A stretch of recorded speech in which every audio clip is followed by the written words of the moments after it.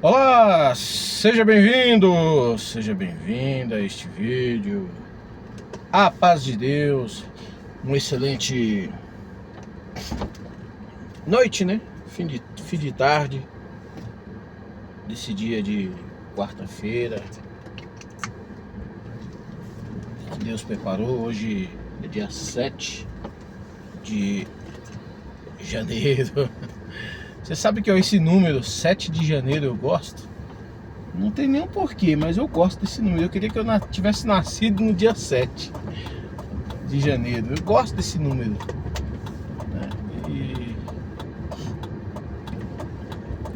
E perfeição. 7. Muita gente fala que é número do mentiroso. É nada, é o número da perfeição. É um número que tem muito a ver com Deus, na minha opinião. E o 3 também, né? Tem muito a ver com Deus. Se a gente for olhar pelo assim, fazer as nossas uma análise, não é análise, a gente for fazer o significado nosso dos homens, né? Acaba ficando uns números assim muito que leva a Deus, né?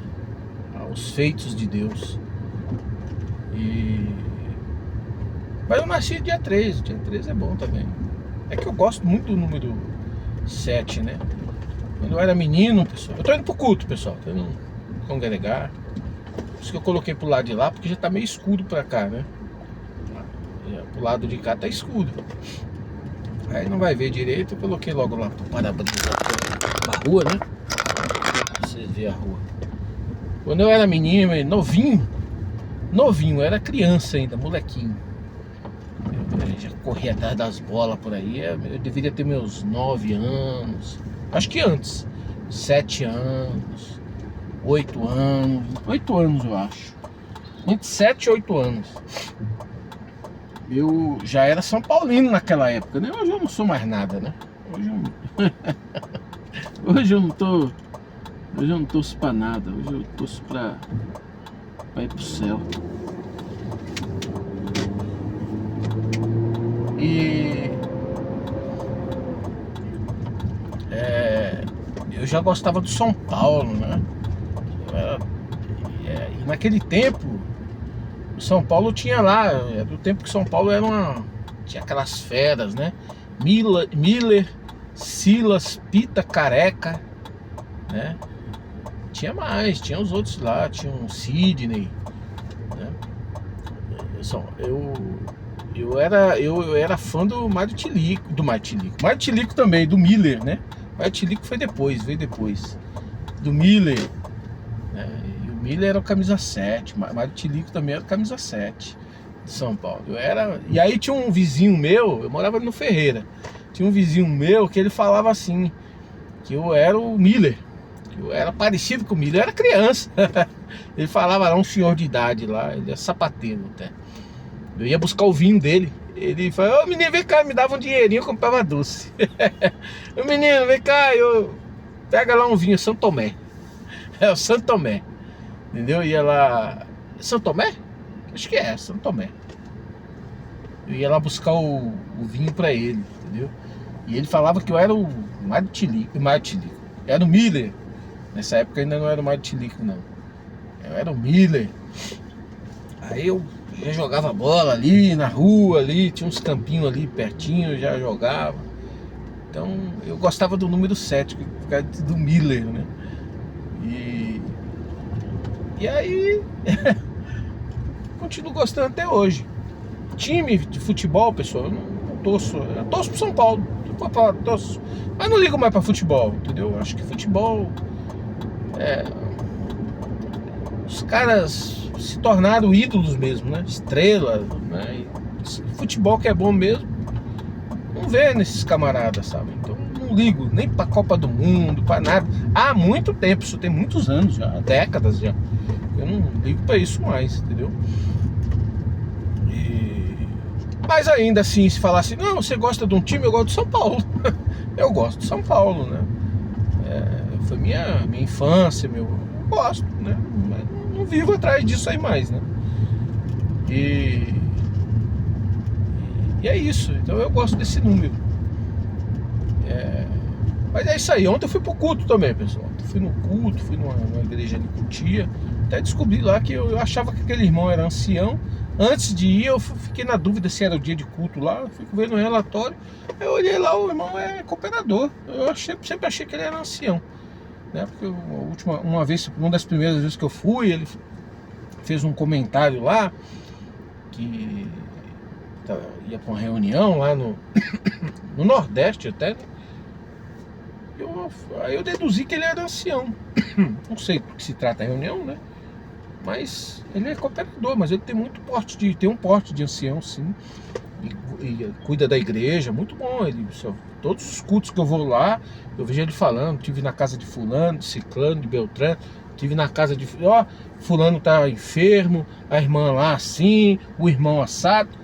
O irmão, nota-se que esse irmão, ele tem uma presença no meio da irmandade, né? No meio, na casa dos irmãos. E eu acho isso importantíssimo. Sempre falei aqui, né? Então eu acho isso muito importante, muito importante. É o que eu pelo menos eu interpretei, né? Se é de verdade eu não sei, mas é o que eu interpretei, parece que sim, né? Então eu congreguei ontem, foi um culto maravilhoso, muito bom mesmo, muito bom, né? Gosto de culto assim, culto alegre, sabe? Um culto, as pessoas espontâneo. Gosto muito disso, né? É um culto que você fica dando recadinho, essas coisas, isso é terrível, isso aí, sabe? É terrível, terrível. Ontem também eu estava vendo um vídeo de irmãos, né? Irmãos da congregação, filho de ancião, o outro lá foi cooperador, outro lá nos Estados Unidos, né? O outro irmão, sobrinho de ancião que já presidiu a congregação, né? Eu achei uma das lives assim, 3 horas de live, velho. Eu assisti quase toda. Mas assim, muito boa. Muito boa, os irmãos. O que eles falam ali é uma crítica, assim, mas uma crítica construtiva. Muito bom, maravilhoso. Maravilhoso, né? E até um dos irmãos lá falou um ponto a respeito desses críticos destrutivos, né? Falou uma parte ali interessante, que eles ficam lá falando muito de teologia de conhecimento bíblico, que eu acho importante o conhecimento bíblico, mas eles falam tanto lá da teologia, mas você não vê eles usando isso daí para poder trazer o povo para Deus, sabe? Você usar a teologia para agregar o povo, trazer o povo. Você não vê nesses críticos, né? Eu tô falando nos críticos, esses destrutivos que tem aí.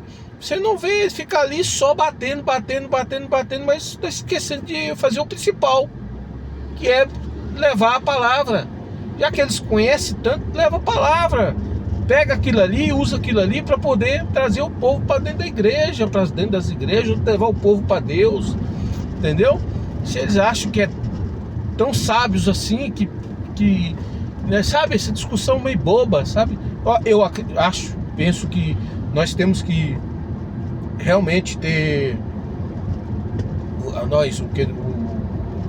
ministério, né, tem que ter um conhecimento bíblico. Eu acredito que sim, eu defendo que sim, né? Mas, né, esses que ficam só dando pontapé e apontando falhas e erros e assim, no tocante teológico, mas você não vê da parte deles eles usar todo o conhecimento que eles têm para chamar o povo para o caminho de salvação. Você não vê isso daí, né? Então foi falado, foi muito bom, sabe? Falou de ministério, falou de mudanças que a igreja parece aí que está querendo, e que deveria ser isso, todas essas mudanças. Que aí vai uma crítica minha,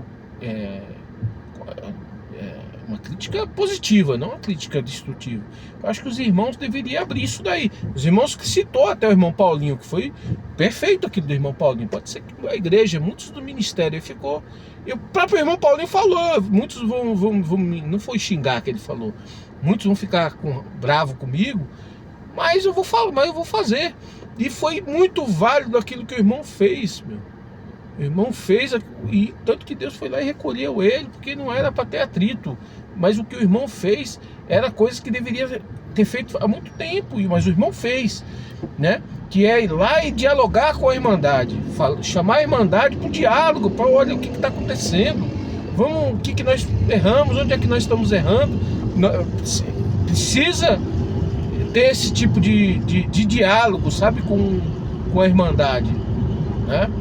E eu acho que se a igreja está buscando mudar, está buscando ter mudanças, enfim, tudo isso tem que ser passado para a Irmandade, né? A igreja não pode chegar lá, olha, agora mudou aqui. Não, chama a Irmandade para dialogar, para conversar, para saber, entendeu? Nós estamos em tempos que é necessário isso. Isso é necessário a igreja fazer isso, entendeu? E exemplos como desse irmão que eu falei, que pelo que eu entendi, né, não posso dizer exatamente que ele é nessa postura de visitar, aparentemente parece que sim, né? E se isso realmente se confirmar, é maravilhoso. O irmão tem que fazer isso mesmo, visitar a Irmandade, estar presente. Os diáconos, pelo amor de Deus, os diáconos não tem que estar lá no culto, lá caçando coleta para construção, não pode não. O diácono tem que estar lá na casa do pobre, do faminto, daquele que está necessitado, está chorando, entendeu? É lá onde que o diácono tem que estar, entendeu? A igreja precisa se reposicionar nessas coisas, precisa ter mudanças mesmo. Então foi uma live assim maravilhosa, uma live, na verdade eu peguei ela já gravada, né, de um dia anterior, né? Eu vi ontem, era de que dia que foi ontem? Ontem foi terça, foi de segunda-feira, né? Então, mas foi muito bom mesmo. Então, gostei, achei maravilhoso o que foi discutido ali, o que foi falado. Eu acho que precisa disso, sabe? Essas mudanças, esse negócio de mudança no Conselho de Anciães. Eu acho que eu acho que precisa sim ter alguma mudança, alguma coisa, né? Mas a igreja, ela tem que... uma coisa que a igreja precisa urgente, né? Parar. Que isso aí começou de um tempo pra cá, a igreja se envolver com política. E esses irmãos aí desse conselho aí, aparentemente parece que esses irmãos que tá trazendo essas coisas, sabe? Política para dentro da igreja. Nós não podemos, olha, não vote em partido que é contra a vida, contra o cristianismo, não sei o quê. Não existe partido contra o cristianismo não, gente, sabe? Então a igreja precisa parar. Isso uma ideia que vem sendo construída no meio das igrejas, muito errada. Não é isso aí não, não é isso não. Eu vou falar porque eu falo porque eu participei de certa forma, né, de partido. Eu não sou de partido nenhum, mas eu cheguei a começar a ir em reuniões de partidos. O último partido que eu tinha, eu saí faz a semana passada. O último partido que eu tinha ali alguma discussão, que eu tinha um envolvimento, né, nos debates, e eu saí na semana passada, né? Ou foi no começo dessa semana agora? Não, acho que foi semana passada que eu saí, entendeu? Foi no dia... Não, foi dia 3. Foi no dia do que invadiu foi no dia do meu aniversário, no dia que invadiu lá invadiu não, né, que atacaram lá a Venezuela.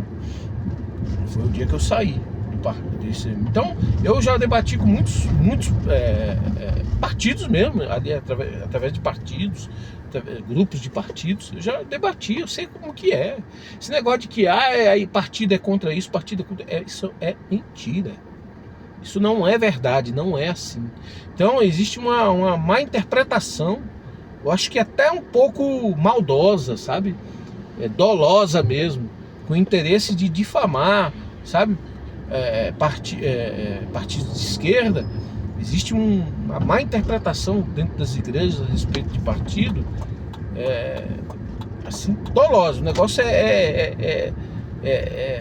tem um interesse mesmo de manchar, né, os partidos diante das igrejas. Interessante que eles não mancham os partidos de direita, né? Você não vê eles manchando. Então, mas eu acho que a igreja, ela tem que urgente, a igreja precisa acabar com esse negócio. A igreja não tem que dar palpite de nada, eu acho que de nada, nem falar das eleições, nem falar. O povo é livre, o povo vota em quem quer, né? O povo é livre. A parte de política, a parte de eleição, a parte de nação, tudo isso daí é coisas do homem.